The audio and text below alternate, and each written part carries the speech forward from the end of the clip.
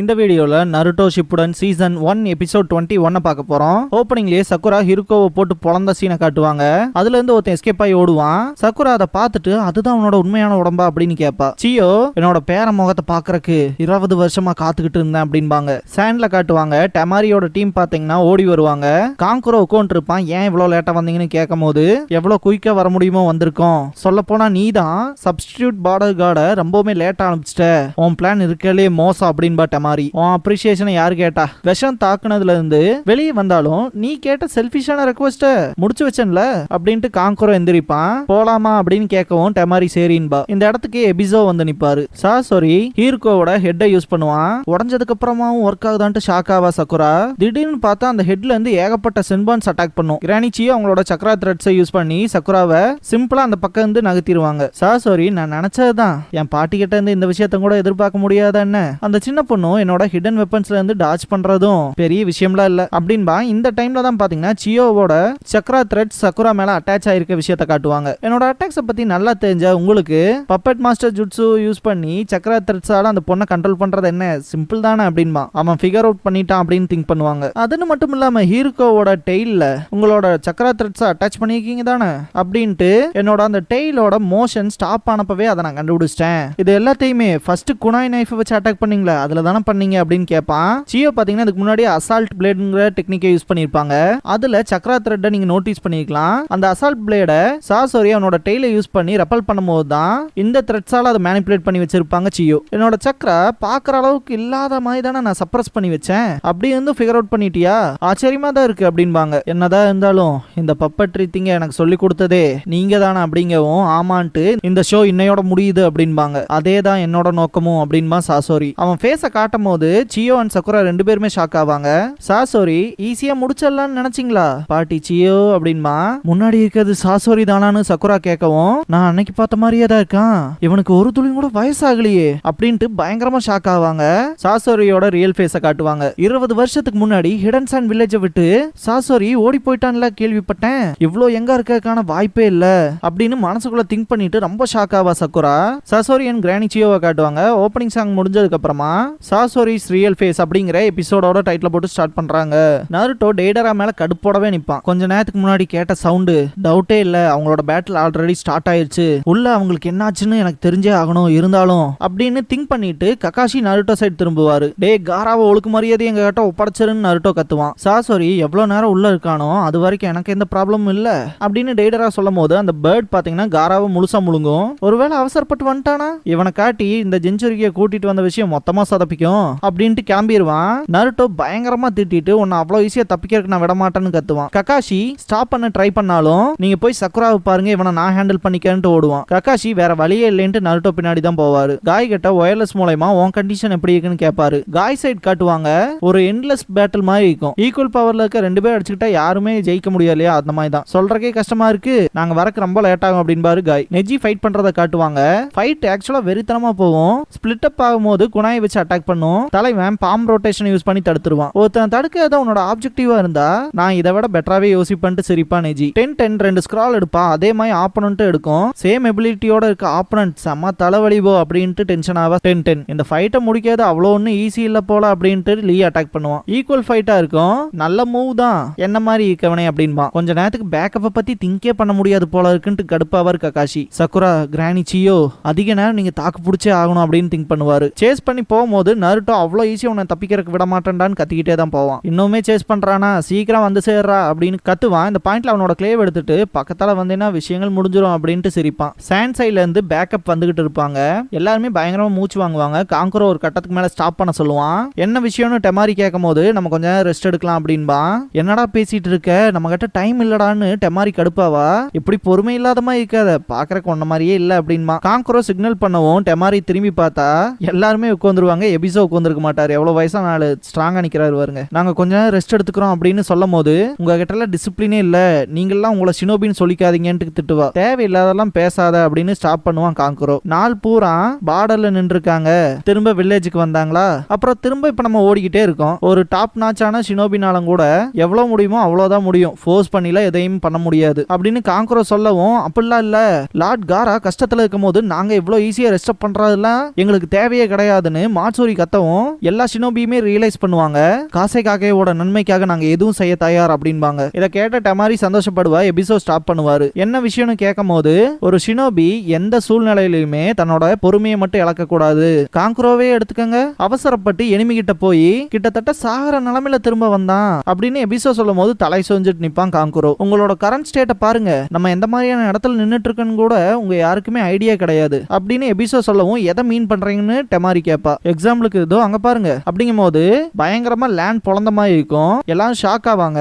இது கண்டிப்பா லீஃபும் அக்காட்சுக்கும் சண்டை போட்ட இடமா தான் இருக்கிறதுக்கான வாய்ப்பு இருக்கு அப்படின்னு எபிசோட் சொல்லவும், அப்படின்னா அப்படின்னு டெமாரி பேச வரும்போது, ஆமா நம்ம அவங்களோட டெரிட்டரிக்குள்ள வந்தாச்சு அப்படின்னு பாரு எபிசோ. இதுக்கப்புறம் தான் நம்ம ஒவ்வொரு அடியும் பார்த்து வைக்கணும். இன்ஃபேக்ட் அதாவது டிராப்ல எல்லாம் மாட்டிங்கன்னு வச்சுக்கோங்க, அதுவும் இப்ப நீங்க இருக்க இந்த கரண்ட் ஸ்டேட்ல எல்லாம் ஓவரா எமோஷன் ஆகி பொறுமை இல்லாம போனீங்கன்னு வச்சுக்கோங்க, எல்லாருமே சாக வேண்டியதுதான் அப்படின்னு பாரு. இதை கேட்ட எல்லாரும் ஷாக் ஆவாங்க. டெமாரி தலை தொங்கிரும். யாரும் எதுவும் ஃபீல் பண்ணாதீங்க, நம்ம ரெஸ்ட் எடுக்கும் போது நான் பழைய ஸ்டோரிஸ் எல்லாம் சொல்றேன் அப்படின்னு பாரு. ரொம்ப வருஷத்துக்கு முன்னாடி இதை கண்டிப்பா நீங்க கேள்விப்பட்டிருப்பீங்க, தேர்ட் காசேகாகேவோட கதை அப்படின்னு சொல்லும் போது ஷாக் ஆயிட்டு, தேர்ட் காசேகாகேவா அப்படின்னு கேப்பா. ஆமா, தேர்ட் காசேகாகே பத்தி தான். சான் ஹிஸ்டரியிலேயே அவர் அளவுக்கு பவர்ஃபுல்லான ஷினோபியை பார்க்க முடியாது. கண்ணை மூடி துறக்கறதுக்குள்ள தேர்ட் காசேகாகேவை கிட்னாப் பண்ணிட்டதா நியூஸ் வந்துச்சு. இதை கேட்ட வில்லேஜ் பீப்புள்ஸ் எல்லாருமே ரொம்ப ஷாக் ஆனாங்க. அவங்களோட லீடரை தேடுறதுக்கு எல்லாருமே போக ஆரம்பிச்சிட்டாங்க. அவங்களோட கூலான ஆட்டிடியூடே போயிருச்சு. அந்த டைம்லாம் எந்த ஒரு பாதுகாப்புமே இல்ல, ஈஸியா ஏகப்பட்ட எனிமிஸ் அட்டாக் பண்ண ஆரம்பிச்சாங்க உள்ள பூந்து. அந்த டைம்ல மட்டும் கொஞ்சம் பொறுமையா அவங்க அந்த விஷயத்தை ஹேண்டில் பண்ணியிருந்தாங்கன்னா அவ்வளோ மோசமான வார்க்கு போகணுங்கிற அவசியமே இருந்திருக்காது அப்படின்ட்டு. இந்த சிச்சுவேஷன்ல நீங்க எவ்வளோ வருத்தப்பட்டு இருப்பீங்கிறது எனக்கு நல்லாவே தெரியுது தேர்ட் காசேகாகேக்கு. ஆனா அந்த சிச்சுவேஷன் அப்ப என்ன விஷயங்கள்லாம் நடந்துச்சோ அந்த விஷயங்கள் மட்டும் திரும்ப நடக்காம பாத்துக்கங்க அப்படின்னு எபிசோ சொல்லவும், மாட்சூரி லார்ட் எபிசோ அந்த கதை எப்படிதான் முடிஞ்சு, தேர்ட் காசேகாகேவுக்கு என்னதான் ஆச்சு அப்படின்னு கேப்பா. அந்த இன்சிடென்ட்க்கு அப்புறமா ஆன்பு பிளாக் ஆப்ஸ் சேர்ந்தவங்க சீக்கிரட்டா இன்வெஸ்டிகேட் பண்ணாங்க. தேர்ட் காசேகாகே இறந்துட்ட மாதிரியான எந்த ஒரு அடையாளமும் இல்ல, அவரோட உடம்பும் கிடைக்கல அப்படின்னு எபிசோ சொல்லுவாரு.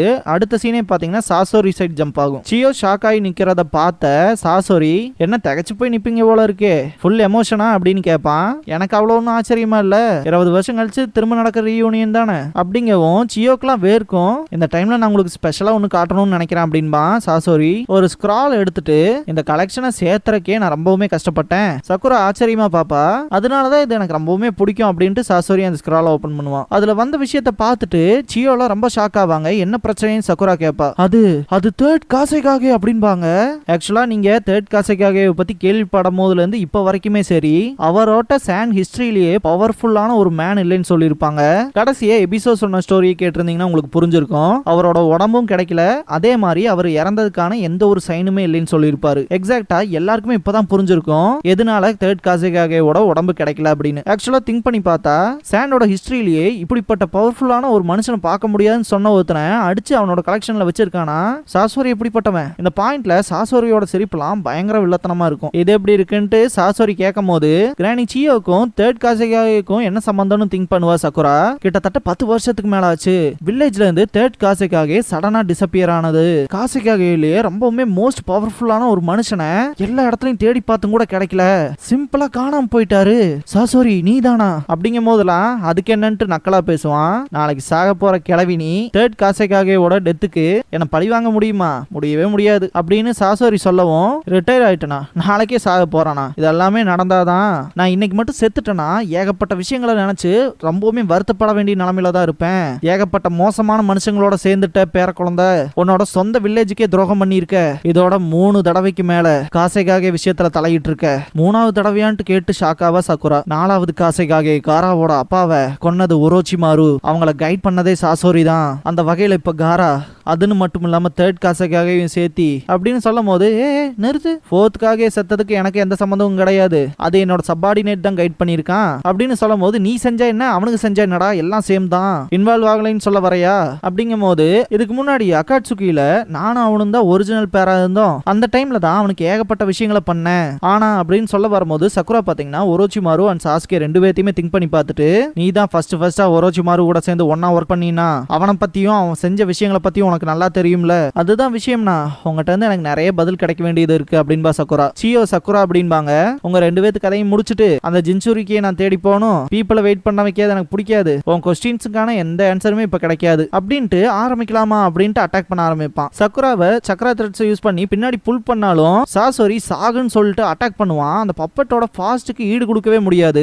ஹீரோவோட டெய்லை யூஸ் பண்ணிலாம் தடுப்பாங்க சியோ. ஹீரோவோட டெய்ல் பீஸா போனதை பார்த்துட்டுலாம் ரொம்ப ஷாக் ஆவாங்க. நல்ல மூவ் தான் அப்படின்னு அப்ரிஷியேட் பண்ணிட்டு முடிஞ்சா இதை தடுங்கன்னு அட்டாக் பண்ண ஆரம்பிப்பான். ஷாக் ஆவாங்க சியோ. சாசோரி இந்த பாயிண்ட்ல 1000 ஆர்ம்ஸ் மேனிபுலேஷன்ங்கிற டெக்னிக்கை யூஸ் பண்ணுவான். சியோ மேனிபுலேட் பண்ண மாதிரி தெரியும், இருந்தாலுமே அட்டாக்ங்கிறது ஹெவியா நடந்திருக்கும். சாக்குரான்ட்டு கத்துவாங்க சியோ. அவ கதையை முடிச்சனா இல்லையான்ட்டு பார்க்கும்போது சக்குரா எப்படியே தப்பிச்சிருப்பா.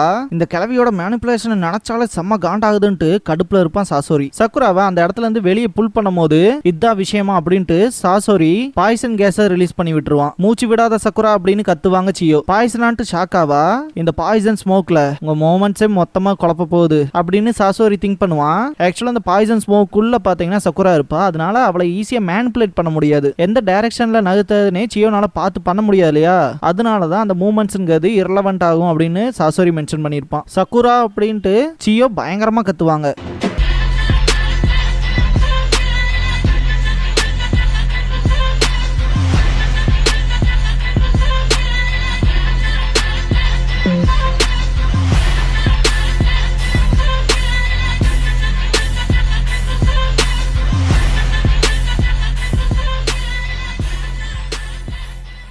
க்ளோசிங் சாங் முடிஞ்சதுக்கு அப்புறமா நெக்ஸ்ட் டைம் சியோ சீக்ரெட் ஸ்கில்ஸ் அப்படிங்கிற எபிசோட தான் நம்ம பார்க்க போறோம் அப்படின்பா நருட்டோ. இதுக்கப்புறமா லீஃப் வில்லேஜோட நோட்டபிள் பர்சனை பார்க்க போறோம் அப்படின்பா டென்டென். இன்னைக்கு ரொம்பவுமே ஃபேமஸான லீஃபோட நம்பர் 1 டாக்டிஷியனை பத்தி தான் பார்க்க போறோம், கக்காஷி சென்சே அப்படிங்கிற ஐடியால தான் இருந்தோம். இருந்தாலுமே அவர் வரக்கு ரொம்ப லேட் ஆகுது அப்படின்ட்டு பார்த்துட்டு இருப்பா. திடீர்னு பார்த்தா கக்காஷி வந்துட்டு லேட்டா வந்ததுக்கு சாரி கேட்பாரு. நம்ம கெஸ்ட் எப்படியோ வந்துட்டாங்க, மிச்ச மீதியெல்லாம் பார்த்து தெரிஞ்சுக்கலாமா அப்படின்பா டென்டென். நருட்டோ சக்குரா அண்ட் சாசுகே இருக்க டீம் 7ஓட லீடர். அதுன்னு மட்டும் இல்லாம நம்ம வில்லேஜோட டாப் நிஞ்சா. உச்சியா கிளானை தவிர்த்து இருக்க மக்கள்ல ஷரிங்கான பொசஸ் பண்ண ஷினோபி எனிமீஸோட ஜுட்சுவை ஈஸியா காப்பி பண்ணுவாரு. இந்த பாயிண்ட்ல டென்டென் பாத்தீங்கன்னா கக்காஷிய ஜாபுசா திட்டிருப்பான் இல்லையா, ஒரு குரங்கு மாதிரி பாக்குறதெல்லாம் காப்பி பண்ணிட்டு இருக்கியாடான்னு அந்த விஷயத்த சொல்லுவா. அப்படி இல்ல காப்பி நிஞ்சான்னு சொல்லு அப்படின்பாரு கக்காஷி. இதுக்கப்புறமா கக்காஷி கிரியேட் பண்ண ரொம்பவுமே அதிபயங்கரமான ஜுட்சுன்ட்டு 1000 இயர்ஸ் ஆஃப் டெத்தை சொல்லுவா. அது மொத்தமாவே தப்பு, அது பேரு சிடோரிமா அப்படின்பாரு கக்காஷி. ரொம்பவுமே மோசமான இன்ட்ரோவா இருக்கே டென்டென் அப்படிங்கவும் இவ்வளவு அப்பட்டமா சொல்லாதீங்கன்ட்டு அடிப்பா. இதோட இந்த எபிசோட் முடியுது.